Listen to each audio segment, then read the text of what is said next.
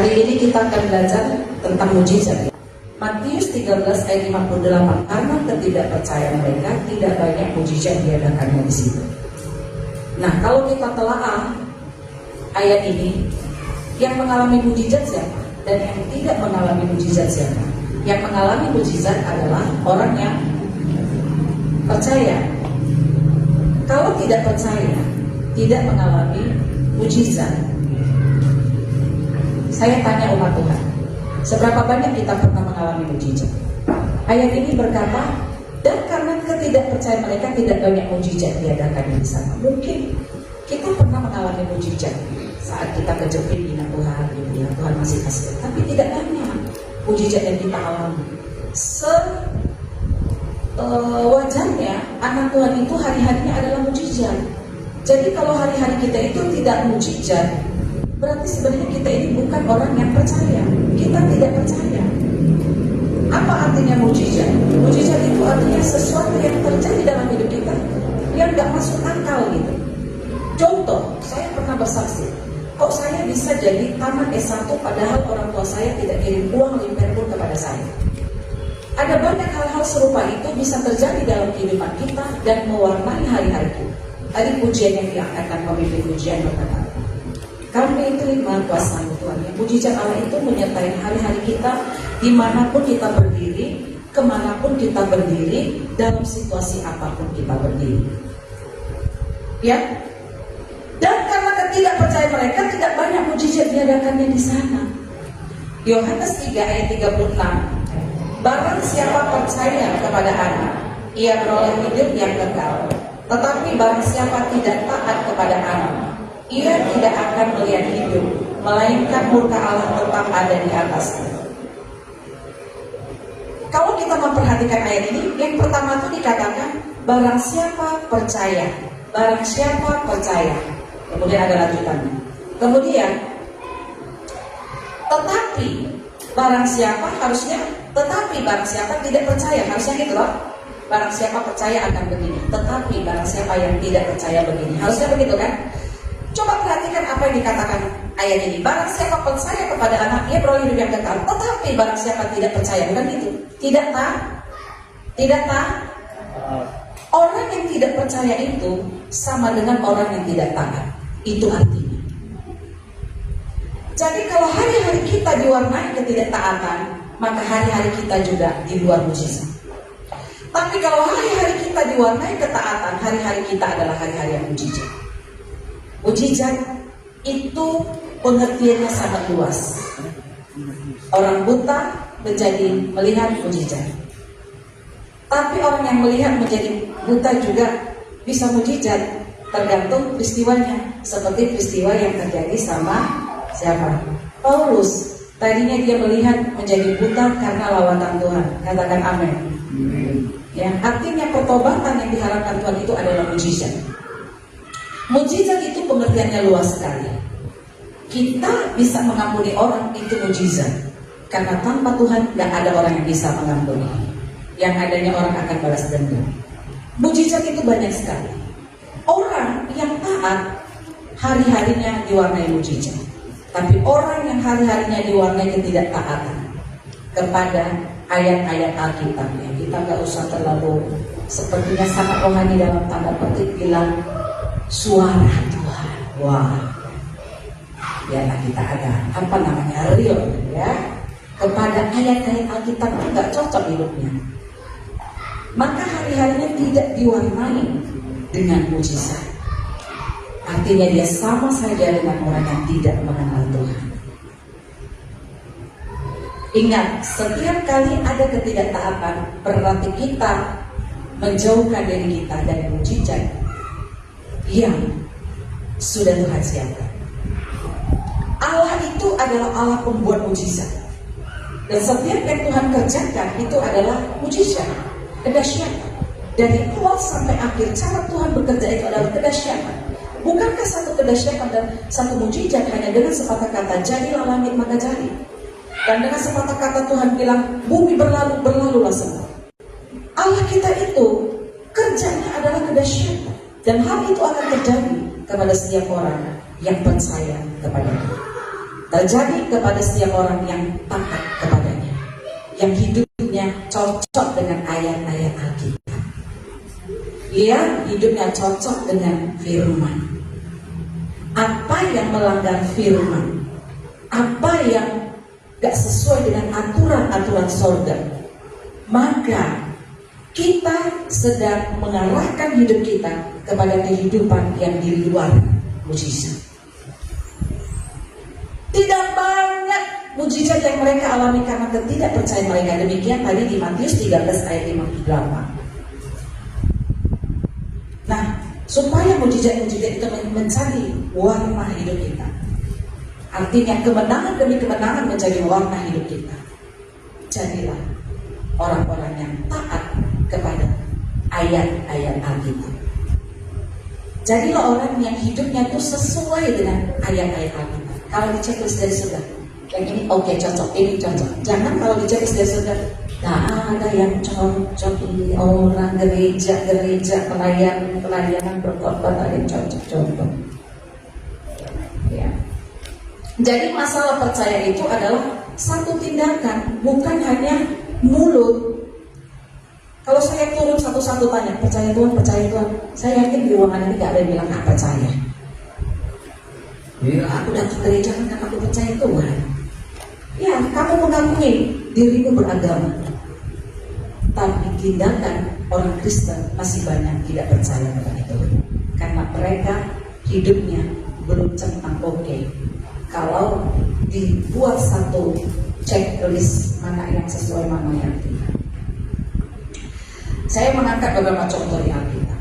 Abraham percaya kepada Tuhan, bukan hanya di mulutnya, bukan hanya saat dia menyanyi "Engkaulah Tuhan", bukan saat dia duduk di gereja dan memutuskan hari Sabat, tapi percaya Abraham yang digarisbawahi Tuhan adalah saat dia taat kepada hal yang terberat yang disuruh Tuhan.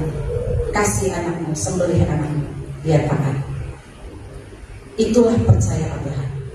Dia digelari bapak orang percaya karena yang itu, bukan karena seribu kali dari mulutnya keluar kata saya percaya, atau seribu kali mengungkapkan pengakuan iman rasul. Aku percaya kepada Allah Bapa, aku percaya kepada Tuhan Yesus, aku percaya kepada Roh Kudus. Tindakan kita, keseharian, detik-detik yang kita jalani, yang dipercayakan Tuhan, kita masih menghembuskan napas seperti Abraham. Ada permintaan Tuhan yang terberat, dia tunjukkan kepercayaan dengan mau mempersembahkan anaknya, walaupun hatinya tak kuat, tapi dia berjalan, melangkah, menunjukkan ketaatan. Yang kedua, Yusuf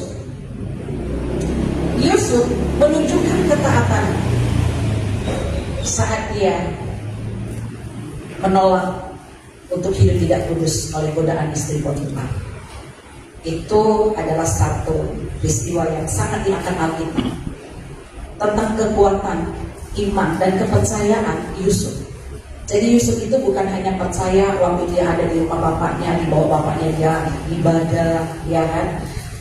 Tapi ketika dia dibuang, ketika dia dijahatin sama saudara-saudaranya, sampai dia dijual ke Mesir, di sana dia ketemu dengan orang-orang yang tidak seiman, ya kan? Karena di Mesir bukan menyembah Allahnya Abraham, Allah Ishak, Allah Yakub. Dia punya iman sendiri gitu. Dan tantangan yang cukup berat, tapi dia tetap menunjukkan tindakannya untuk tetap taat kepada Tuhan. Ketika istri Potifar menggodanya, dia bilang apa? Bagaimana mungkin aku melakukan kejahatan yang sebesar ini di hadapan Tuhan? Amin. Jadi di hadapan Tuhan dia tunjukkan tindakan imannya. Siapa lagi? Daniel. Daniel itu bukan cuma percaya di mulut. Saat orang-orang mulai syirik dengan dia, karena Tuhan mengangkat anak-anak Tuhan yang memang hatinya tulus, baik, dan sungguh-sungguh kepada Tuhan, hidupnya pasti diangkat Tuhan. Dan itu terjadi pada Daniel. Semakin hidup Daniel semakin diangkat dan mendapat kepercayaan dari raja, teman-temannya mulai syirik yang ada di istana. Maka mereka mulai membuat siasat bagaimana caranya menyingkirkan Daniel. Mereka mulai cari-cari celah tidak dapat, karena anak Tuhan adalah orang yang baik. Dicari-cari kesalahannya hampir tak dapat, selain satu, yaitu mereka cari gara-gara lewat Allahnya. Karena di Babel mereka tidak menyembah Allahnya Abraham, Allah Ishak, Allah Yakub, tapi mereka tahu ada satu kebiasaan Daniel, 3 kali dalam sehari, ya, dia naik ke atas berdoa kepada Tuhan 3 kali sehari. Hanya itu saja celah. Kemudian mereka panas-panas raja kan sudah mendirikan patung untuk disembah. Buatlah peraturan begini raja, siapa yang tidak menyembah patung Tuhan ini akan dibunuh. Baiklah, raja terjebak dengan perkataan baiklah, padahal dia sangat sayang kepada Daniel. Kemudian mereka lapor, Daniel itu ini kami lihat seperti ini. Dengan berat hati, raja tetap harus menepati peraturan yang sudah diketuk palu di kerajaan. Maka dimasukkanlah Daniel ke singa, dimasukkan dia di sana. Lihat bagaimana percayanya Daniel. Bukan percaya, dia berdoa aja, Tuhanku, aku serahkan hidupku, kemudian memuji Tuhan, menyembah, seperti itu. Begitu masuk ke dunia nyata, masih kau sembah Tuhan, kau sembah Tuhan. Dia memutuskan, sekalipun aku harus mati, aku tetap menyembah Tuhan. Dimasukkan lagi kedua sih.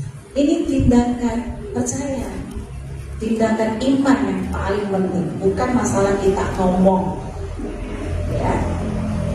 Dia ngambil tindakan itu dan Allah membela dia. Pada waktu itu kita tahu ceritanya, dia selamat. Mujizat apa yang dialami Abraham?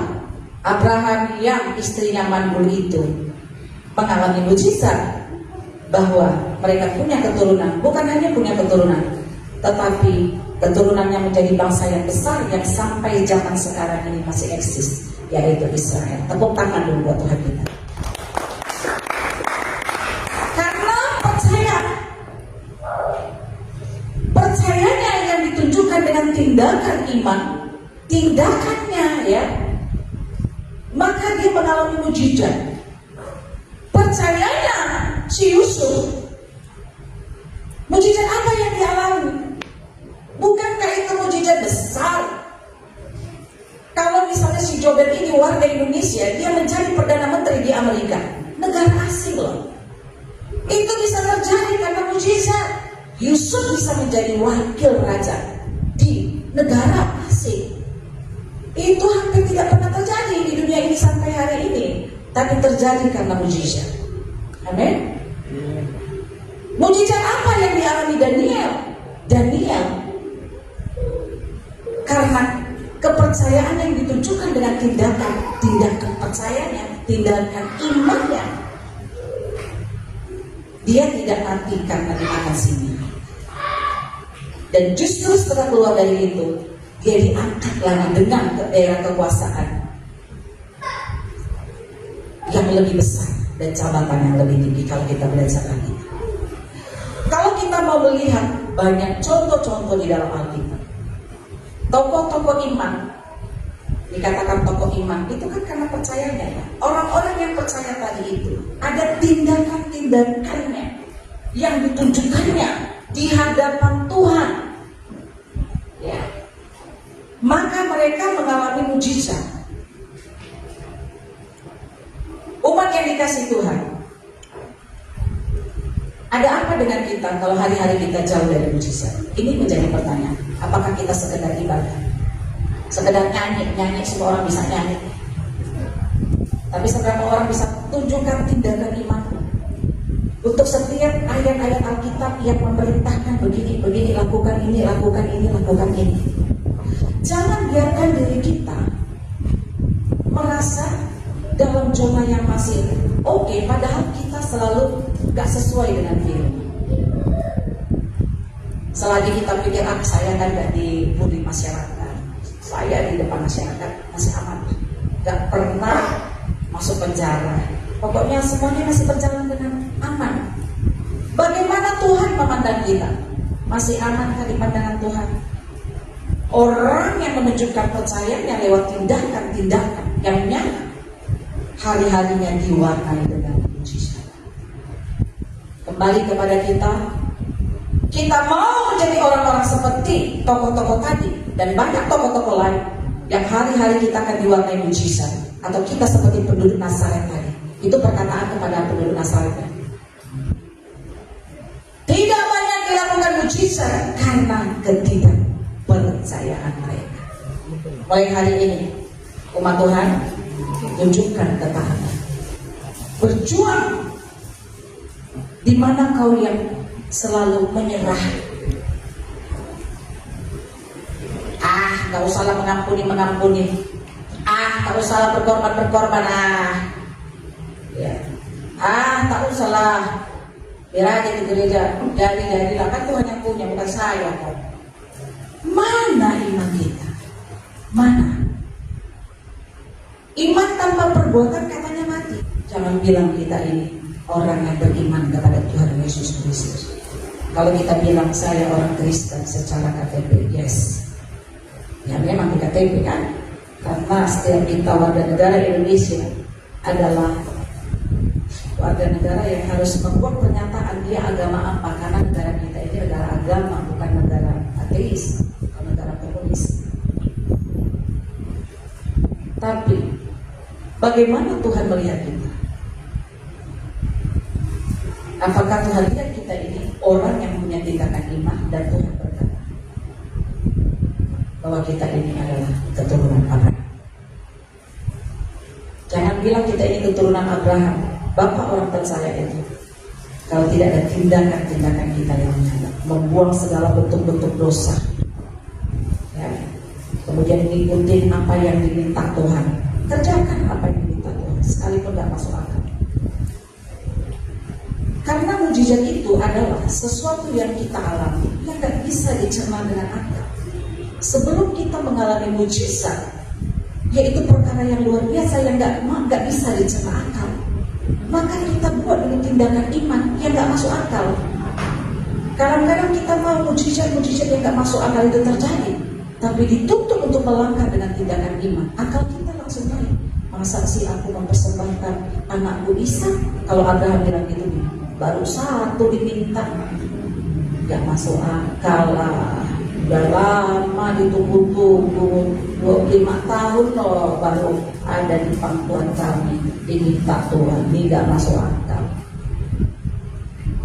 Kalau kita masih berbicara tindakan-tindakan iman yang harus kita lakukan, hal yang masuk akal kita, maka engkau tidak akan pernah mengalami mujizat yang namanya perbuatan alam yang besar yang tidak masuk akal itu akan kita alami. Itu sesuai dengan iman kita.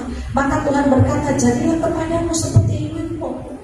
Gak akan jadi kepada kita yang tidak sesuai dengan iman kita.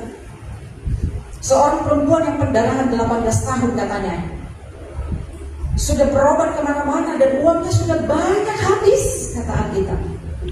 Dia gak tahu harus bagaimana. Waktu itu Tuhan Yesus lewat di daerah mereka.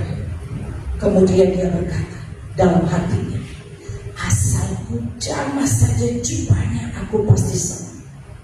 Saya pernah sakit pendarahan itu seminggu aja itu lemasnya minta ampun. Bayangin 18 tahun tuh orang bagaimana ya lemasnya ya. Mungkin di pulih habis ya. Kepala itu udah yang namanya darah itu gak ada ya kan.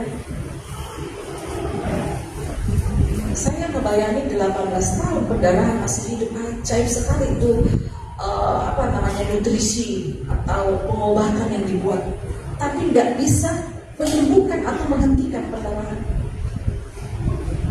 Anak itu tidak putus asa.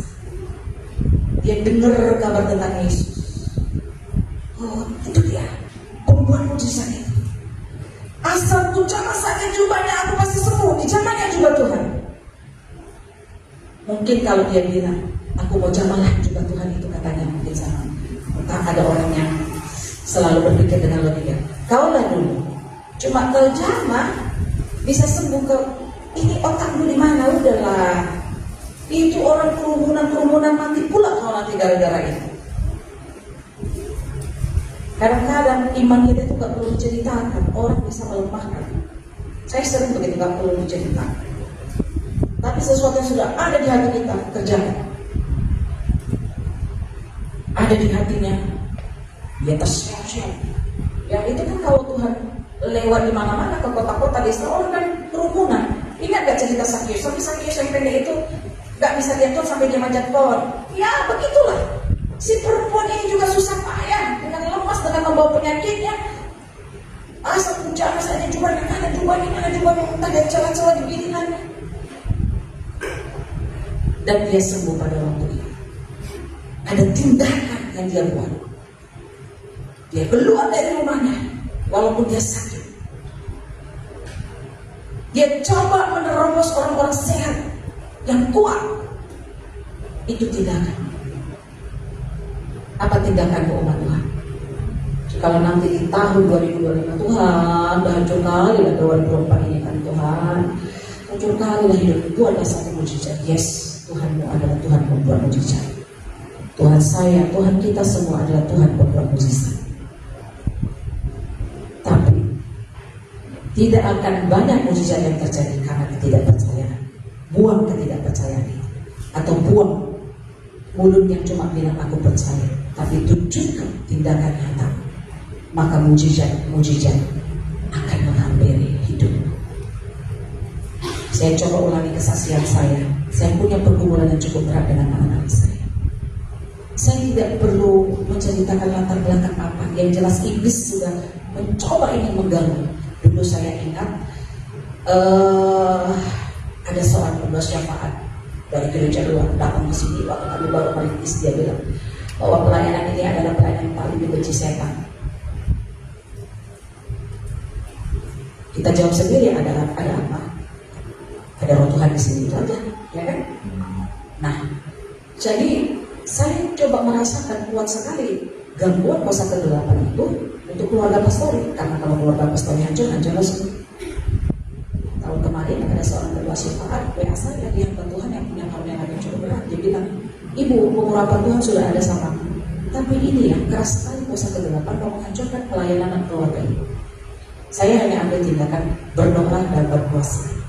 Sampai akhirnya kepada perkuliahan anak saya yang saya saksikan kemarin ya, terus sempat menyerah, udah tak ada lagi kuliah-kuliah karena dia kemarin tabrakan, kemudian akhirnya dia tidak diizinkan wisuda gitu ya, sampai Jonathan pun begitu. Sudah Zoom mereka, Jonathan kan PKL di sini, sudah Zoom untuk proposal, tapi mulai gak terjadi miskomunikasi lagi itu. Jonathan yang marah, saya bilang kamu salah, nggak boleh gitu, harus hormat. Tidak. Saya nggak mau ambil berdebat. Saya pikir ya Tuhan yang campur tangan, ya. Dan semuanya akhirnya Tuhan bela ya. Akhir tahun ini semua akhirnya Tuhan bereskan dengan mujizat Tuhan. Kalau bukan mujizat, nggak mungkin Jonathan akhirnya jadi wisuda. Kalau bukan karena mujizat, nggak mungkin Yosafat juga wisuda. Kalau bukan karena mujizat, nggak mungkin Jonathan bisa ke Jerman dan sudah berangkat. Kalau bukan karena mujizat, Kesia juga nggak mungkin berangkat nanti tanggal 2 bulan 2, tiketnya sudah dibeli. Dia tinggal untuk berangkat di sana. Dan hari-hari kita adalah hari-hari karena mujizat kalau kita bersama dengan Tuhan. Saya secara pribadi tidak mau hari-hari saya di luar mujizat. Saya mau hari-hari saya diwarnai mujizat. Maka saya tidak mau meneladani penduduk Nazaret yang karena ketidakpercayaan mereka tidak banyak mengalami mujizat. Tapi saya mau meniru teladan dari tokoh-tokoh Alkitab yang karena tindakan percaya mereka dan mereka tunjukkan di hadapan Tuhan, hari-hari mereka adalah hari-hari mujizat, hari-hari yang berkemenangan. Umat Tuhan, saya mengajak kita menjadi jemaat-jemaat yang taat, ya, menjadi jemaat-jemaat yang taat. Jangan buat yang namanya dosa dan belajar buat tindakan iman untuk setiap perintah Tuhan. Abraham bukan saja tidak melakukan dosa, tetapi kepada permintaan potong anakmu. Kadang-kadang Tuhan buat permintaan kepada kita yang lebih berat daripada yang tertulis dalam Alkitab. Dan kalau kita mau dapat mujizat yang lebih besar, maka ketaatan kita harus lebih lagi. Dan kadang Tuhan memberikan satu tuntutan yang lebih kepada kita. Dan kalau kita masih mau juga seperti Abraham, maka kita akan menuai berkat yang besar. Hari-hari kita mengalami mujizat atau tidak, atas penilaian Tuhan, bukan atas penilaian saudara seiman, dan bukan atas penilaian pendeta, tapi atas penilaian Tuhan.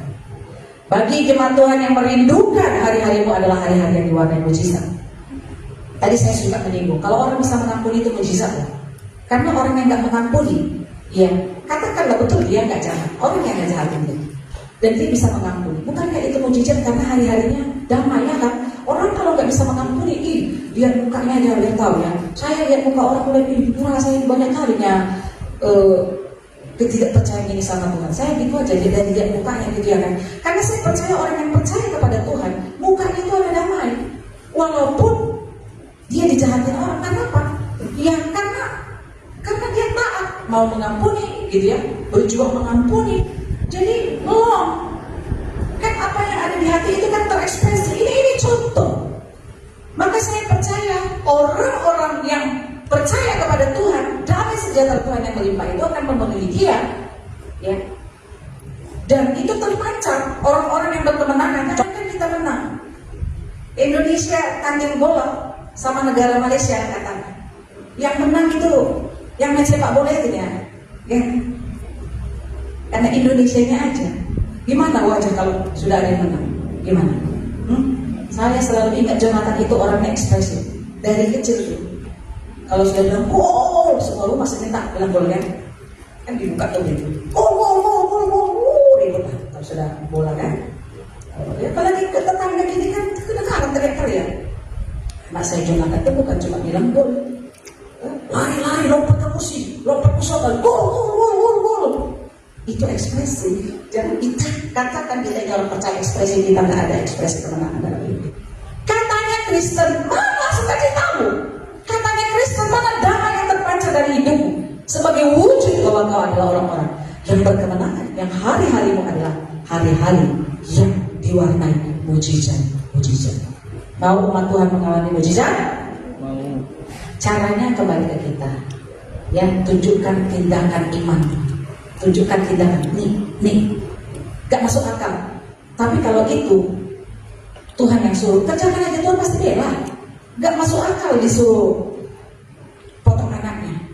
Tapi kalau Tuhan yang suruh, yakinlah kalau itu kalau suara Tuhan, ya permintaan Tuhan, kerjakan aja, Tuhan pasti bela. Percaya.